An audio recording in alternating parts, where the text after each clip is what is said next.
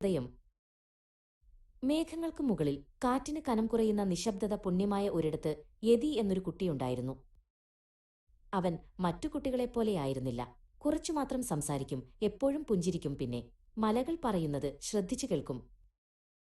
എല്ലാ ദിവസവും രാവിലെ അവൻ വീട്ടിനടുത്തുള്ള മഞ്ഞുമൂടിയ മലഞ്ചെരുവിലേക്ക് കയറും. എന്നിട്ട് കണ്ണുകളടച്ച് കാറ്റിനോട് പതിയെ മന്ത്രിക്കും. അവൻ കല്ലുകളോട് സംസാരിക്കുന്നു. ഗ്രാമത്തിലുള്ളവർ അവനെ നോക്കി കളിയാക്കി ചിരിച്ചു. ഇതൊന്നും കേൾക്കാത്ത ഭാവത്തിൽ എതി പുഞ്ചിരിക്കുക മാത്രം ചെയ്തു. കാരണം മറ്റാർക്കും കേൾക്കാൻ കഴിയാത്ത ഒന്ന് എതി കേട്ടിരുന്നു: ഹിമാലയത്തിന്റെ ഹൃദയമിടിപ്പ്. ഒരു ദിവസം വൈകുന്നേരം വലിയൊരു മഞ്ഞുകാറ്റ് വീശി. താഴ്വര വിറച്ചു, മഞ്ഞ് നിർത്താതെ പെയ്തു.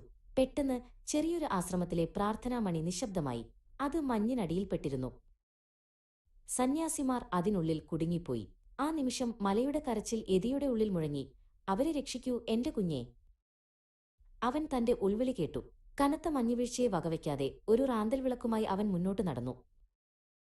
മണിക്കൂറുകൾക്ക് ശേഷം ആശ്രമത്തിന്റെ വാതിൽ മരവിച്ചു കിടക്കുന്നത് അവൻ കണ്ടു. അവൻ തന്റെ കുഞ്ഞിക്കൈകൾ ആ തണുത്ത വാതിലിൽ വെച്ച് കണ്ണുകളടച്ച് മന്ത്രിച്ചു: മഹാനായ ഹിമാലയമേ, ജീവന്റെ വഴി തുറന്നു തരൂ.